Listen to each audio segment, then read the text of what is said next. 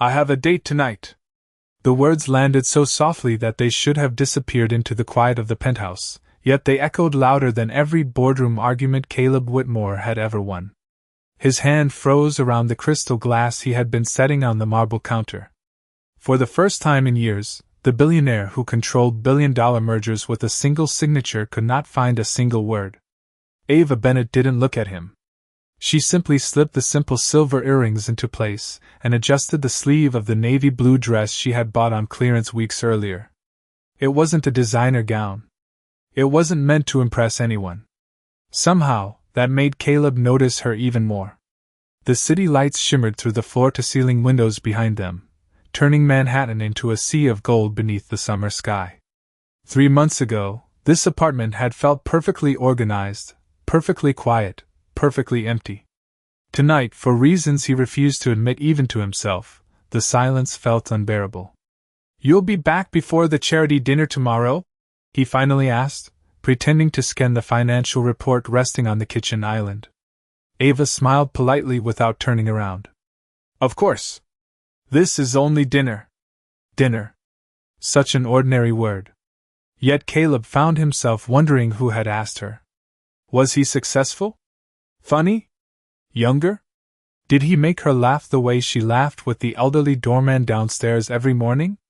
The questions irritated him because they had absolutely nothing to do with the contract they had both signed. 90 days. Public appearances. Family events.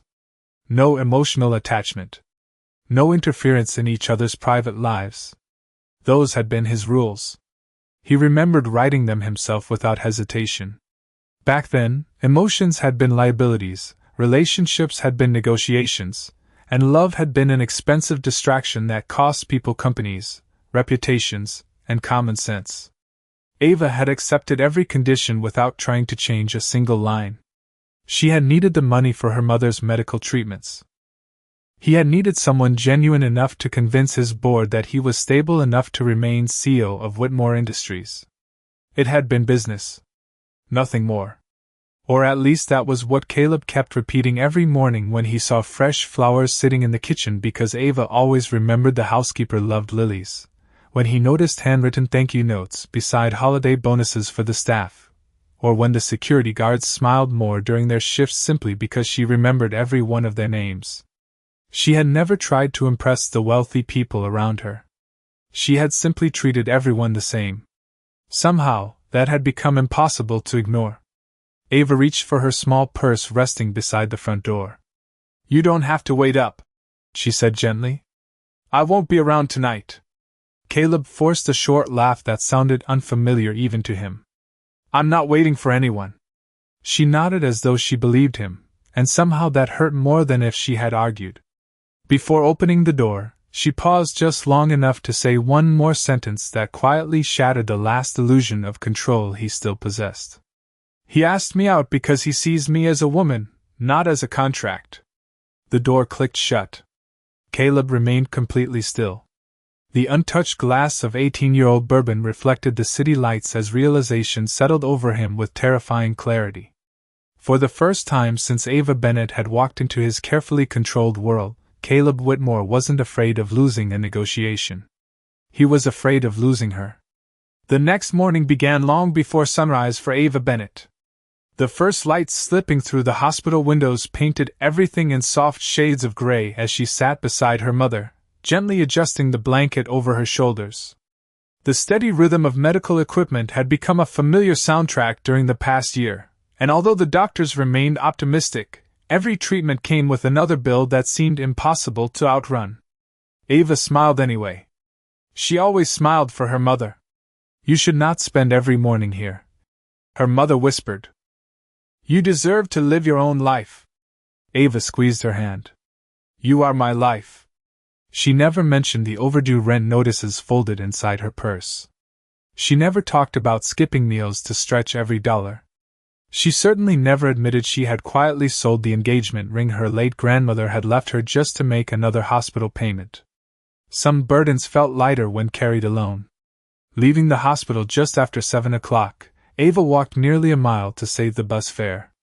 The summer air was already warm, and the sidewalks buzzed with commuters rushing toward office buildings that seemed to scrape the clouds.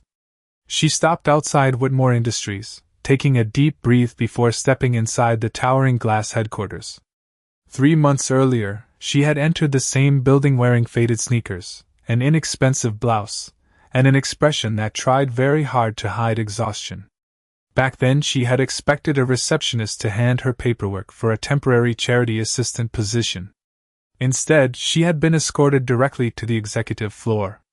Caleb Whitmore had not stood when she entered his office. He had remained behind an enormous walnut desk overlooking Manhattan, reviewing financial projections as though every second possessed a measurable value. Without unnecessary introductions, he slid a thick folder across the polished surface. "I need someone the public will believe," he had said calmly. Ava frowned, unsure she had heard correctly. "I applied for an administrative job." "I know." His voice never changed. "I am offering something different." She opened the folder and discovered photographs of upcoming charity galas, shareholder dinners, family events, and a legal contract nearly 30 pages long. Her eyes widened. "You want me to pretend to be your fiancé? For 90 days. Why me?" Caleb finally looked directly at her. "Because every background report says the same thing. Honest. Responsible. No scandals. No social media games. No hidden agenda. You will receive enough compensation to cover your mother's treatments, your housing expenses, and anything required during the agreement. In return, you will attend public events with me. Nothing more." Ava stared at the contract for what felt like forever. It sounded absurd. Cold. Entirely transactional. Yet every unpaid medical invoice waiting inside her apartment reminded her that pride could not purchase another treatment. She slowly lifted her eyes toward the man sitting across from her. His tailored suit, perfectly organized office, and carefully measured voice revealed someone who believed every problem had a business solution. She wondered if he had ever needed to choose between buying groceries and paying for medicine. Probably not. Taking one slow breath, Ava reached for the pen. "If I sign," she said quietly, "promise me one thing." Caleb raised an eyebrow. "Treat me with honesty. I can live with almost anything except being treated like I am invisible." Caleb did not answer immediately. Instead, he studied Ava with the same careful attention he usually reserved for complicated acquisition reports. Most people walked into his office hoping to negotiate for more money, more influence, or more opportunity. Ava Bennett had asked for something entirely different. Respect. The request should have been simple, yet it lingered in the room longer than any financial discussion ever had. Finally, he nodded once. "You have my word." Ava signed the last page, placed the pen on top of the contract, and quietly exhaled. Neither of them realized that the signature on those papers would change far more than the next 90 days. By that afternoon, the transformation had already begun. A professional stylist measured her for evening gowns, a public relations manager explained media etiquette, and an executive assistant handed her a calendar filled with charity dinners, business conferences, and family gatherings stretching across 3 months. The schedule looked less like an engagement, and more like a corporate merger. Ava listened carefully, took handwritten notes, and thanked every employee who helped her. Several of them looked surprised. Most visitors to the executive floor barely acknowledged their existence. During the following week, Caleb observed everything without appearing to notice. He watched Ava memorize the names of receptionists, security officers, and maintenance workers. She carried coffee for an intern struggling with too many files. She complimented the florist who refreshed the lobby every Monday morning. When the cafeteria cashier accidentally undercharged her by $5, Ava returned before leaving the building to pay the difference. None of those moments were dramatic. None were meant to impress him. Somehow, they impressed him anyway. Their first public appearance arrived on a warm Friday evening at a fundraising gala overlooking the Hudson River. Cameras flashed the moment Caleb stepped onto the red carpet with Ava beside him. She instinctively tightened her grip on the small evening clutch hidden beneath her arm. Caleb noticed without looking directly at her. "Ignore the cameras," he said quietly.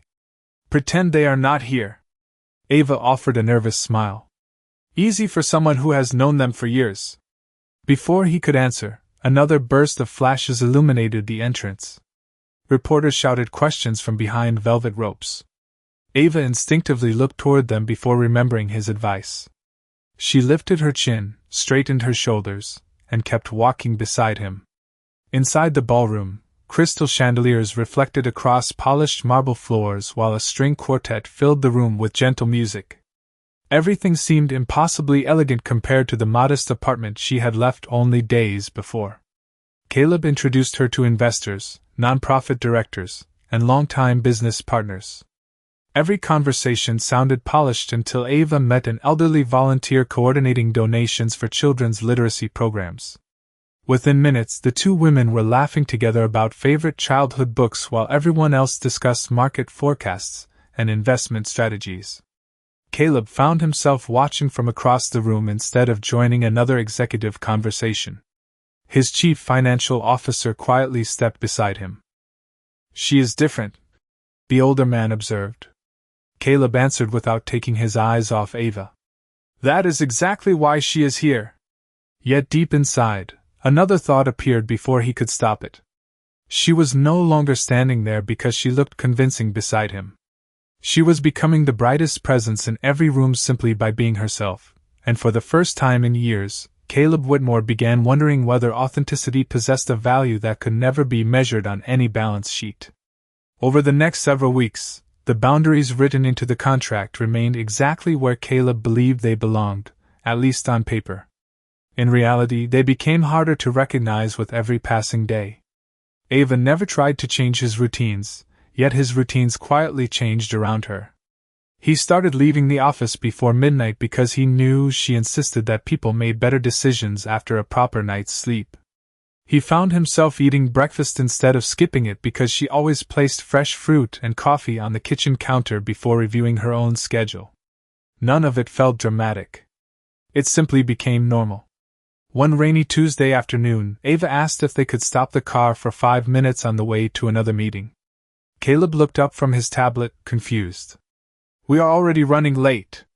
She pointed toward a neighborhood bakery on a quiet street in Brooklyn. "The owner helped my mother years ago. She is celebrating her 70th birthday today." Caleb glanced at his watch before giving a short nod to the driver. 5 minutes turned into 15. The elderly owner nearly cried when Ava walked through the front door carrying a small bouquet of white daisies. Customers applauded as everyone sang happy birthday together. Caleb remained near the entrance, watching the scene unfold with unfamiliar curiosity. No cameras. No investors. No publicity. Just genuine gratitude. As they walked back toward the waiting car, Ava noticed his thoughtful expression. "Thank you for stopping." Caleb shrugged. "You made 15 strangers smile. That is probably a better investment than the meeting we postponed." Ava laughed softly. "I never thought I would hear a billionaire describe kindness as an investment." He surprised himself by smiling back. "Perhaps I am learning new accounting methods." Their next charity gala brought an entirely different challenge. The ballroom sparkled beneath enormous crystal chandeliers while New York's most influential families gathered beneath one roof. Caleb had attended similar events for years without emotion. Ava still found them overwhelming. She remained graceful despite the endless introductions until a familiar voice interrupted the evening. "Caleb, you certainly lowered your standards." Madison Sterling approached with effortless confidence, dressed in an elegant black gown that immediately attracted attention. She had once expected to become Mrs. Whitmore, and she had never forgiven Caleb for ending their relationship. Her eyes moved slowly toward Ava before settling into a polite smile that carried no warmth. "Your dress is lovely. It almost looks designer from a distance." The nearby guests fell silent. Caleb prepared to end the conversation, but Ava gently touched his arm before stepping forward.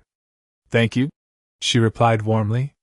"It was on sale, which means I can still help pay for my mother's treatments.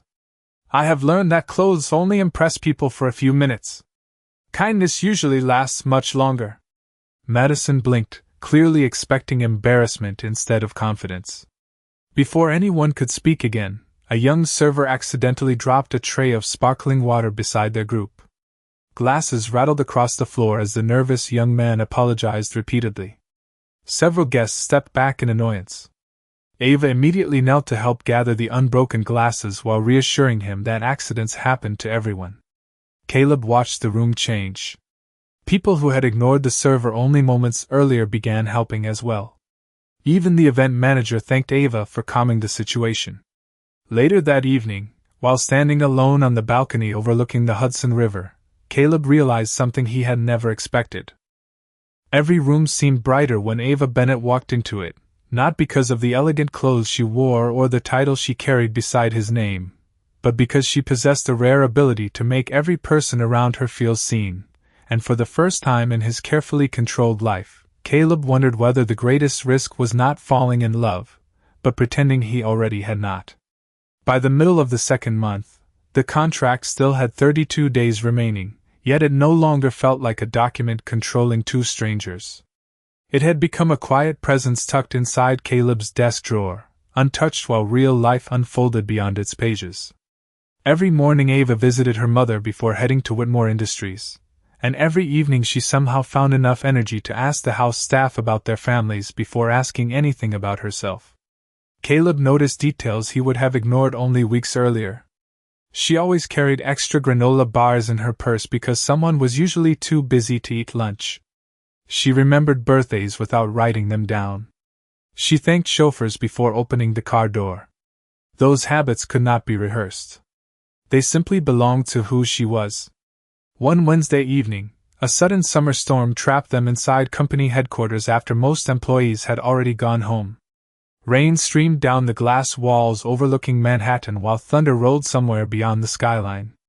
Ava stood near the lobby watching maintenance workers struggle to move several heavy donation boxes away from a leaking entrance. Without hesitation, she slipped off her heels, rolled up the sleeves of her blouse, and began carrying boxes herself. Caleb arrived moments later after finishing a conference call. "What are you doing?" he asked, surprised. Ava balanced another box against her shoulder and smiled. "Helping before everything gets wet. There are people assigned to do this. There are also people who could use an extra pair of hands." Caleb removed his suit jacket, loosened his tie, and quietly lifted the next box beside her. The maintenance supervisor looked so startled that he almost forgot to thank them. For nearly 20 minutes, the billionaire chief executive officer and his temporary fiancée worked side by side until every donation had been safely stored. Nobody took photographs. Nobody posted the moment online. It belonged only to the handful of employees who witnessed something they never expected to see. As they stood beneath the building awning waiting for the rain to ease, Ava handed Caleb a paper cup filled with vending machine coffee. He took one sip and made a face. "This may be the worst coffee in New York." Ava laughed so hard she nearly spilled her own drink. "Then why are you still drinking it?" Caleb looked at her over the rim of the cup. "Because you bought it." The answer escaped before he had time to measure it. Ava fell unusually quiet. Neither of them mentioned the sentence again, but something subtle shifted between them. The following weekend, Caleb secretly arranged for one of the country's leading specialists to review Ava's mother's medical records. He never intended for Ava to discover his involvement. The appointment appeared anonymously through the hospital's patient advocacy office.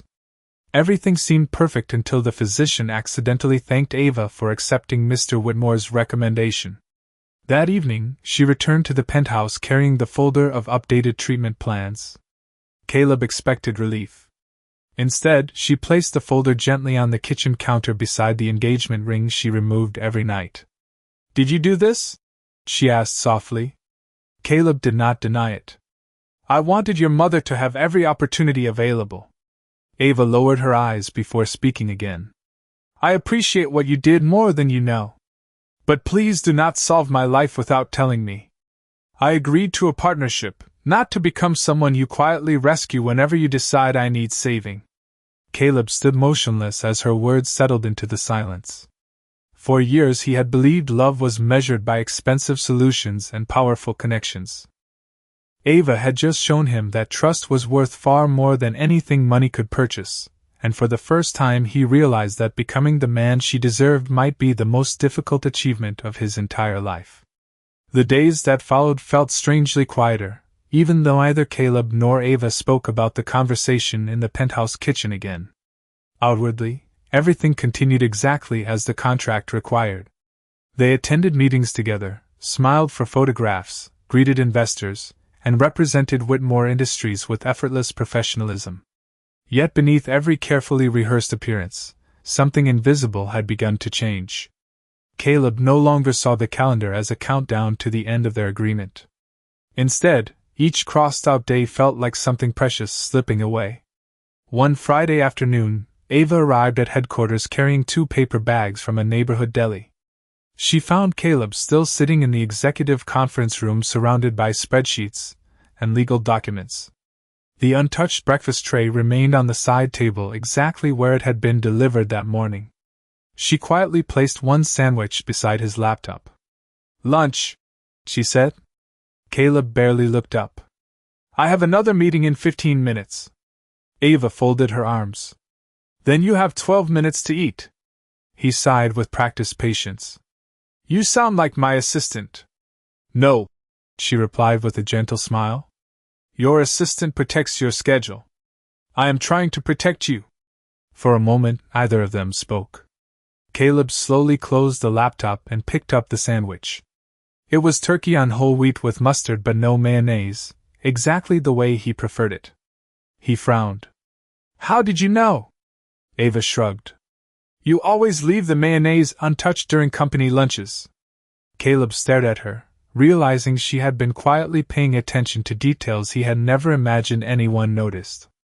Later that evening, they visited Ava's mother together after another successful treatment. Mrs. Bennet looked noticeably stronger than she had only weeks earlier, and her smile filled the hospital room with warmth that expensive decorations never could. She reached for Caleb's hand and squeezed it gently. "Thank you for taking care of my daughter." Caleb immediately shook his head.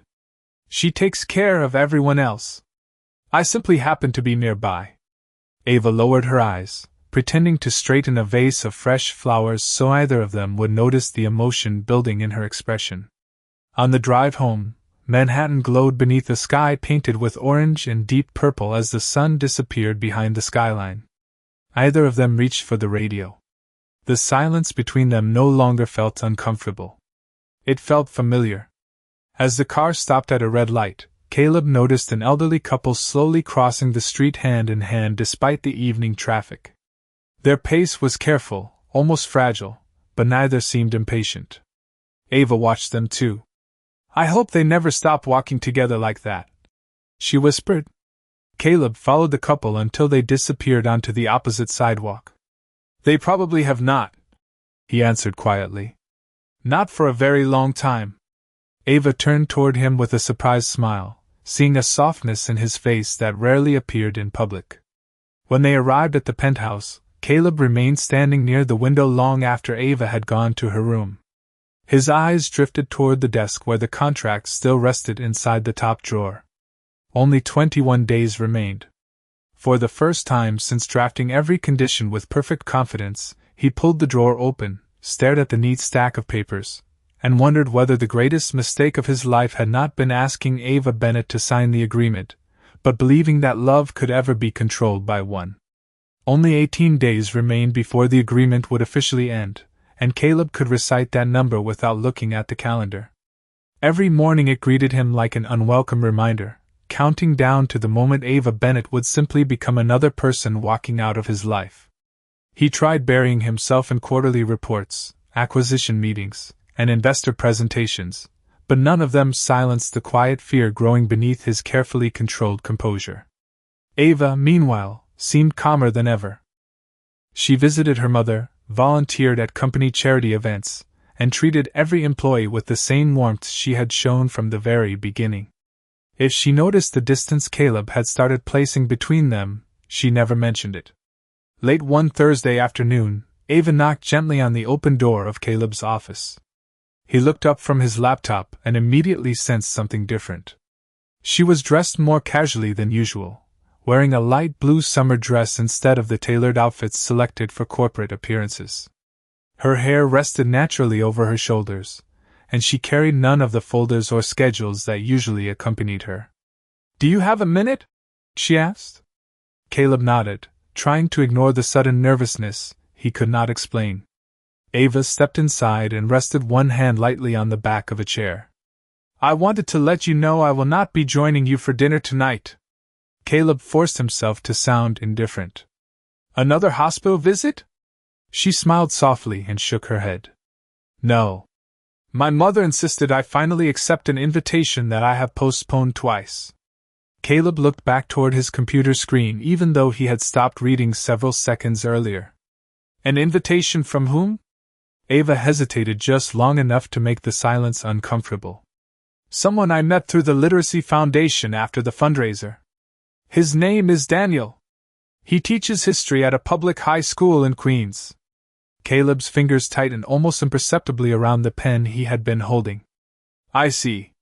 Ava continued gently, unaware of the storm quietly building behind his composed expression. "He asked if I wanted to have dinner at a small Italian restaurant near Riverside Park. Nothing fancy. He seems kind." Kind. The word echoed through Caleb's thoughts far louder than it should have. He wanted to ask whether Daniel made her laugh. Whether Daniel noticed that she always skipped dessert unless someone insisted on sharing. Whether Daniel knew she hummed softly whenever she arranged fresh flowers. Instead, he simply nodded once. "I hope you enjoy your evening." Ava studied him for a brief moment, almost as if waiting for something more. "Thank you." She turned toward the door before pausing. "He asked me because he enjoys spending time with me. Not because he needs anything from me." The office suddenly felt much larger after she left. Caleb remained perfectly still, listening to the faint sound of the elevator doors closing somewhere beyond the hallway. For the first time in years, the thought of another man sitting across a dinner table from someone he cared about unsettled him far more than any hostile takeover ever had. He walked toward the window overlooking Manhattan as evening sunlight reflected across the glass towers surrounding Whitmore Industries. Down on the crowded streets below, thousands of strangers hurried toward people waiting to see them. Caleb realized with painful clarity that he had built an empire by calculating every possible business risk, yet he had completely failed to recognize the greatest personal risk of all. While he had been protecting himself from love, someone else had quietly found the courage to ask Ava Bennett out with nothing more than honesty, and for the first time in his life, Caleb Whitmore understood exactly what jealousy felt like. The annual Whitmore Foundation Gala arrived beneath a clear autumn sky, and by sunset nearly every influential business leader, board member, and philanthropist in New York had gathered inside the grand ballroom overlooking Central Park. Crystal chandeliers scattered warm light across polished marble, while a string quartet welcomed each guest with elegant music. Caleb stood near the entrance greeting investors with practiced confidence, yet his attention drifted toward the doorway every few seconds. When Ava finally arrived, the room seemed to pause. She wore a simple emerald evening gown chosen not for its price but for its quiet elegance. She greeted the photographers politely before thanking the event coordinator by name for organizing the evening. Even after everything they had shared, she remained exactly the same woman who had first walked into his office. Genuine. Kind. Uncomplicated. Caleb crossed the room to meet her. "You look beautiful," he said before realizing he had spoken the thought aloud. Ava smiled with gentle surprise. "Thank you." Before either of them could continue, Madison Sterling appeared beside several members of the Whitmore board carrying a slim leather portfolio. Her confident smile immediately drew curious attention from nearby guests. "Since tonight is all about transparency," she announced smoothly, "perhaps everyone deserves to know how this engagement really began." Caleb's expression hardened. "Madison." She ignored the warning and removed several neatly organized pages from the portfolio. "A legal contract. 90 days. Public appearances. Financial compensation. No emotional commitment. Quite an inspiring love story." Whispered conversations spread through the ballroom almost instantly. Several reporters quietly reached for their phones while board members exchanged uneasy glances. Ava stood completely still. She did not look embarrassed. She looked disappointed. Not because the truth had become public, but because the trust they had slowly built now stood exposed before strangers. One senior director stepped forward. "Mr. Whitmore, is this authentic?" Caleb looked at the familiar signatures printed across the pages. Every condition had been written by him. Every cold sentence reflected the man he used to be. The room waited. One answer could protect his reputation, preserve the board's confidence, and reduce Ava to nothing more than a carefully selected employee. Instead, Caleb slowly walked toward Madison, accepted the contract from her hands, and looked directly at every person gathered in the ballroom. "Yes," he said calmly. "The contract is real." A ripple of murmurs moved across the audience. Caleb continued before anyone else could speak. "But it also represents the greatest mistake I have ever made." He looked toward Ava. "I believed honesty could be replaced by appearances. I believed respect could be negotiated. I believed love was simply another business risk to manage." Without another word, he folded the contract once, then again, before tearing it cleanly in half. The sound echoed through the silent ballroom. He continued tearing every page until nothing remained except scattered pieces resting in his hands.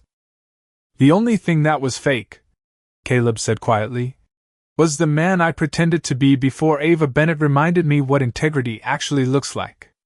He placed the torn pages onto the nearest table and walked toward Ava. There were no rehearsed speeches left, no carefully drafted conditions, and no agreement hiding behind polished legal language. Only truth remained, and for the first time since she entered his life, Caleb Whitmore chose her publicly without asking for anything in return. The ballroom remained silent for several long seconds before quiet applause began somewhere near the back of the room.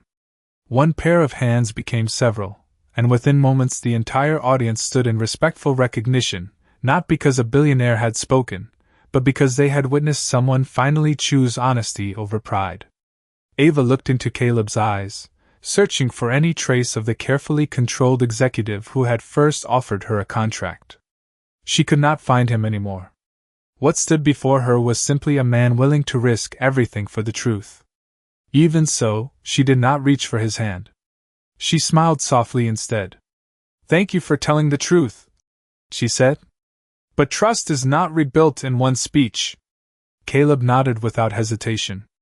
"I know." There was no disappointment in his expression, only understanding. The following morning, Ava quietly moved out of the penthouse exactly as the original agreement had intended. She returned to her small apartment, continued visiting her mother every day, and accepted a permanent position directing community outreach for the Whitmore Foundation, a role she earned through her work rather than any personal relationship. Caleb never tried to change her decision. He never sent extravagant gifts or expensive jewelry. Instead, he did something far more difficult. He showed up. Week after week he volunteered beside Foundation employees without cameras or press releases. He helped organize literacy events at neighborhood libraries, packed food boxes for local families, and personally thanked every volunteer before leaving. Sometimes Ava was there. Sometimes she was not. He never asked whether she had changed her mind. Nearly 4 months later, the Foundation opened a new learning center in Queens dedicated to free tutoring, job training, and family literacy programs. Ava stood near the entrance greeting children, parents, teachers, and volunteers while sunlight poured through the large windows. A bronze plaque rested beside the front doors. Instead of carrying the Whitmore family name, it simply read, "In honor of every ordinary act of kindness that changes an extraordinary life." Ava smiled when she saw the inscription. She knew exactly who had written it. As the celebration came to an end and the last guests slowly departed, Caleb approached carrying a small velvet box. "Before you say anything," he began quietly, "this is not a business proposal." Ava laughed, the familiar sound that had brightened countless difficult days. "That is already an improvement." Caleb opened the box. Inside rested the same engagement ring from the contract, but beside it lay the simple silver band she had worn before their arrangement began. "The diamond represented an agreement," he said. "The silver band reminds me of the woman who taught me that character is worth more than wealth. If you ever decide there is room for me in your future, I would like to earn the right to wear a matching band beside yours. No deadlines. No conditions. No contracts." Tears gathered gently in Ava's eyes as she lifted the silver ring instead of the diamond. "Do you remember the first promise I asked for?" Caleb smiled immediately. "Treat you with honesty." She nodded. "You finally did." She slipped her hand into his, not because a document required it, not because a board expected it, and not because the world was watching. She did it because love had quietly grown where either of them had planned for it. 1 year later, they were married in a small garden ceremony surrounded by family, friends, hospital staff, foundation volunteers, and the employees who had watched their story begin. There were no elaborate headlines and no carefully staged performances. Only laughter, gratitude, and 2 simple rings that carried no legal obligations at all. Caleb often said that the most valuable agreement he had ever made was the one that was never written on paper, and every time Ava smiled at him across a crowded room, he silently thanked the day a temporary contract taught him the permanent meaning of love.